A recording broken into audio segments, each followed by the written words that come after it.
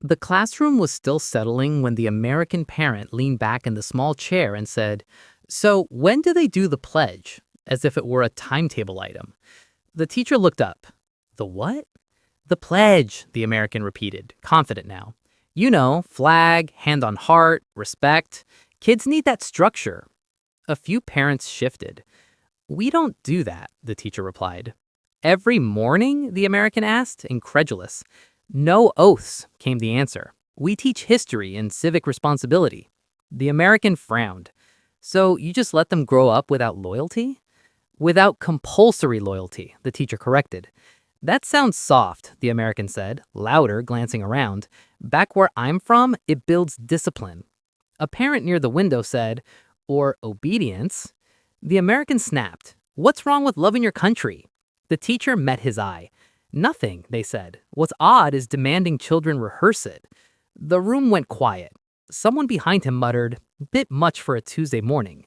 Another added, "They're 7." The American opened his mouth, searching for agreement, then stopped as the teacher continued calmly. "We don't need kids pledging to flags to know where they belong." A couple of parents nodded. One said plainly, "That sounds unhinged, if I'm honest." What finished him wasn't disagreement, but hearing his patriotism described aloud as something unnecessary, outdated, and faintly alarming. The lighter clicked twice before the American said, "This is my right," holding the small folded flag out in front of him like a statement. "People need to see this." A few walkers slowed. Someone with a dog stopped outright. "It's peaceful protest," he added, voice steady, confident. "That's what freedom looks like." A police officer crossed the grass quickly. "Put that out," they said. "I'm expressing myself," the American replied, lifting it higher. "You're committing a public order offense," the officer said. "That's not how free speech works," the American snapped. "It is here," came the reply. "You can't arrest ideas," he said, almost smiling. "No," the officer answered, taking the lighter, "but we can arrest behavior." Another officer stepped in. "You're nicked." The American blinked. "For a flag?" "For causing alarm," the officer said. A man nearby shook his head. "Thought this was a film." Someone else added, "Mate, this isn't your stage." The cuffs clicked on as phones came out, not to support him, but to watch. What crushed him wasn't being stopped, but hearing his idea of freedom reduced out loud to a nuisance that needed clearing up. The stone was cold under his hand when the American said, almost conversationally, "Well, we saved you lot in the end," with a half smile meant to invite agreement. A few heads turned, then stopped. An older man beside the reefs looked at the dates carved into the wall before replying, "My father was buried in 1941. The American laughed softly. "Sure, but you know what I mean." "He didn't make it to 1944, the man said, still looking ahead. "Right," the American added, filling the silence. "But without us, things would have gone very differently." The man nodded once. They already had. Someone behind them shifted. The American tried again. "I'm just saying history worked out." "It didn't work out," the man replied. "It happened." The American glanced around, waiting for the moment to lighten, for someone to rescue it with a joke or a nod. No one did. The guide cleared their throw and moved the group on, and the American sentence dissolved as people stepped past him without looking. The silence made it clear that some places don't accept jokes as currency. The first firework cracked the night just after midnight, and the American laughed as it burst above the terraced houses. "It's Independence Day," he shouted, lighting another. "We're celebrating freedom." Windows snapped open. Someone yelled, "It's Tuesday." He waved it off. "Once a year," he called back. "This matters." A second firework boomed. A car alarm chirped. "Keep it down," a voice shouted. "It's tradition," the American replied, louder now. "You don't celebrate history?"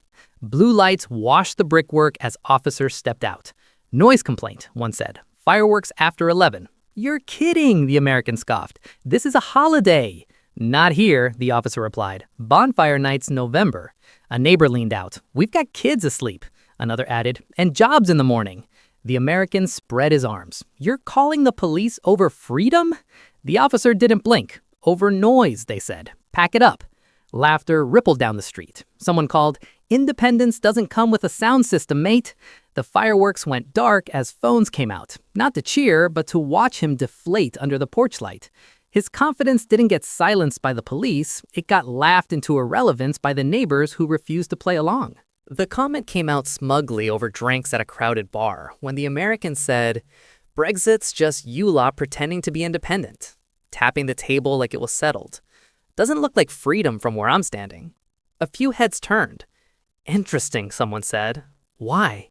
The American shrugged. "You ditched the EU, caused chaos, then called it sovereignty." A man at the bar laughed once. "You mean like 1776? The American frowned. "That's different." "Is it?" the man replied. "You left an economic union, we left one." "We fought for it," the American snapped. "So did we," came the answer. "With votes, not muskets." Another voice added, "You even kept the language." The American scoffed. "We made independence work." A woman leaned in. "You left Britain, then spent 2 centuries telling everyone how freeing it was." Someone else said, "We tried it once, and you hate us for copying the homework." Laughter cut across the table. "Trade disruption, border arguments, identity panic," the man continued. "All familiar. You just had a head start." The American opened his mouth, then stopped as glasses clinked and the conversation rolled on without him. The plates were barely cleared at a small dinner table in Islington when the American leaned forward and said, "No, listen, that's not what I'm saying," his voice cutting across the room. "You're missing the point." A couple of forks paused. "I'm just explaining it properly," he continued, louder now, hands moving as if volume could underline the argument. Someone tried to speak. He talked over them. "If you'd let me finish, it makes sense." A glass was set down carefully. "You don't need to shout," a friend said. "I'm not shouting," the American replied, immediately raising his voice again. "I'm being clear." The table went quiet. Then someone across from him said, gently but firmly, "You're getting a bit intense." He laughed. "That's how you win arguments." Another guest looked at him and said, "No, that's how you lose the room." He started to respond, but a third voice cut in, sharper this time. "Honestly, you sound rattled." Someone else added, "It's just dinner, not a courtroom." The American stopped mid-sentence, aware now of how every face had turned toward him for the wrong reason. What crushed him wasn't the correction, but hearing his confidence described aloud as noise instead of strength. The bell over the door rang as the American stepped into the sporting shop and said, "I'm looking for a handgun, something solid, just for protection." The owner didn't look up straight away. "Protection from what?" they asked. "You know," the American replied, chest out. "These days you can't be too careful." "You'll need a license," the owner said. "Background checks, storage inspection, and a reason." The American laughed. "I've got cash." "That won't help," came the reply. "So you're telling me I can't just buy one?" the American said, louder now. "I'm telling you this isn't how it works. This isn't the Wild West anymore," the owner replied. The American frowned. "So you're saying I can't defend myself?" "I'm saying you can't buy a gun like a sandwich," the owner replied. A customer at the rack snorted. "Protection," he said. "From what? Sharp language?" Another added, "Mate, the most dangerous thing here is your confidence." The American opened his mouth, then stopped as the owner slid a leaflet across the counter. "Read the law," they said, "then decide." What finished him wasn't the refusal, but hearing strangers strip his bravado down to something reckless, outdated, and faintly ridiculous. The phone was already recording when the American stopped beside a bus stop outside a busy high street and said, "This country isn't free," pacing just enough to keep himself in frame. "Rules everywhere, no rights, no real freedom." A couple of people waiting glanced over, then looked back at the timetable. "You can't do anything here," he continued, louder now, angling the camera for emphasis. "This place is controlled." A man with a shopping bag turned. "You all right?" he asked. "I'm documenting reality," the American replied. "No freedom." The man nodded once. "Funny," he said. "We live longer, take more holidays, and don't go bankrupt for getting ill." The American scoffed. "That's not freedom." "It is to us," the man replied. "Also helps that kids don't practice hiding under desks." A woman nearby added, "And we're not filming strangers to convince ourselves." Someone else said, "Looks exhausting." The American tried to respond, but the man had already stepped onto the arriving bus. "Cheers," he called as the doors closed. A few quiet laughs followed, and the camera kept rolling on a face that had run out of certainty. His confidence didn't collapse in an argument. It collapsed when nobody stayed behind to agree with him. The stumble barely broke his stride, but the American stopped anyway, rubbing his ankle and saying loudly, "That's a lawsuit." People nearby slowed. "This pavement's a hazard." A man waiting at the crossing looked down, then back up. "You tripped," he said. "Because it's uneven," the American insisted, already pulling out his phone. "Someone's liable for this." "Liable for you not looking?" came the reply. The American scoffed. "This sort of thing pays out all the time." "That explains a lot," another voice said. "I could have been seriously hurt," the American pressed, raising his voice. "You're standing," the man replied. "We don't do ambulance chasing here." "So you're saying I've got no case?" the American snapped. "I'm saying you've got shoes and eyes," came the answer. A woman passing added, "Watch where you're going." Laughter broke, brief and sharp.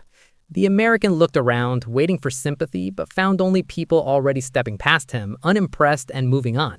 What crushed him wasn't the fall, but hearing his threat reduced out loud to clumsiness no one felt obliged to reward. The glasses were already raised when the American leaned toward the table and said, "If I'm covering my plate, I'm choosing where I sit." The host turned, still smiling. "You're seated where your name is," they said. "That's not how it usually works," the American replied, loud enough for the nearby guest to hear. "I paid my share, I can move a chair." "You were invited," the host said. "You didn't buy a ticket." The American laughed. "Money's money, it's the same thing." A fork paused mid-air behind him. "It isn't," the host said gently. "I'm not being difficult," the American added, scanning the table for support. "I just don't like being told where to sit." "Then this might feel uncomfortable," the host replied. "So you're saying I don't get a say?" the American pressed. "I'm saying this isn't your event," came the answer. The room stayed quiet in that polite way that means everyone heard every word. No one intervened. No one laughed it off. The American shifted, suddenly aware of how still the table had become, then pulled the chair back into place and sat down without another word. What lingered wasn't the correction, but the silence that followed when no one rushed in to soften it. The hazard lights were still blinking when the American stepped away from the car and said, "I'll be 1 minute." A passerby glanced at the signpost and kept walking. When he came back, waving a coffee, he froze. "You're kidding me," he said, staring at the yellow slip. He looked around and spotted the warden already halfway down the pavement.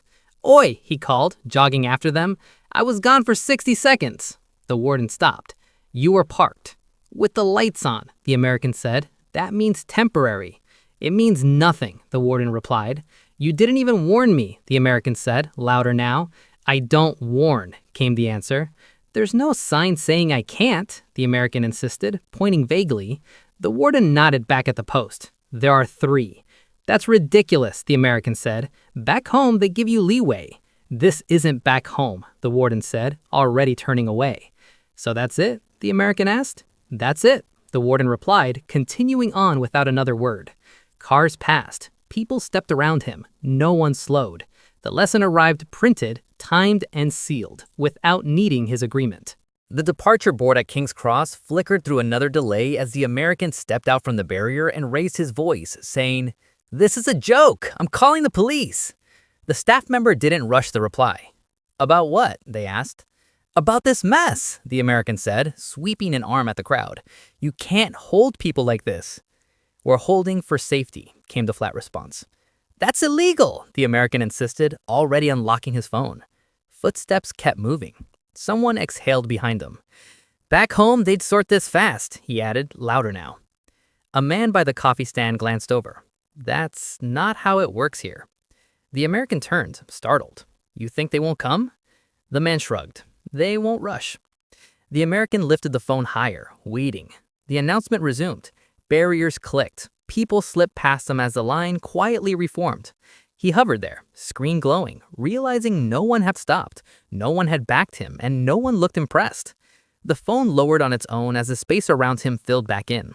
What landed wasn't authority or fear, but the awkward truth that nobody needed him to make a scene. The crowd was already tight when the American clipped someone's shoulder and heard a quick, automatic, "Sorry." He stopped dead. "No, you're sorry," he said, loud enough to stall the flow behind him. "You walked straight into me." The other person turned, still calm. "I said sorry," they replied. "Right, so admit it," the American said, planting his feet. "You weren't watching where you were going." "I was," the other said, voice flatter now. "Then why apologize?" the American pressed. "Because that's how it's said," came the answer. "That's not how responsibility works," the American said, gesturing around. "You hit me." Someone nearby muttered, "Here we go." The other person's expression shifted, not angry, just closed. "I didn't hit you," they said. "You moved sideways. So now it's my fault," the American snapped. "No," the reply came, cooler. "It's no one's." "You said sorry," the American insisted. "That wasn't an admission," the other said. "It was courtesy." A woman behind them said, "Let it go." The American laughed sharply. "Amazing. You people apologize and still think you're right." The other person stepped back, creating space. "I'm done here," they said, turning away as the crowd swallowed them and the movement resumed without the American.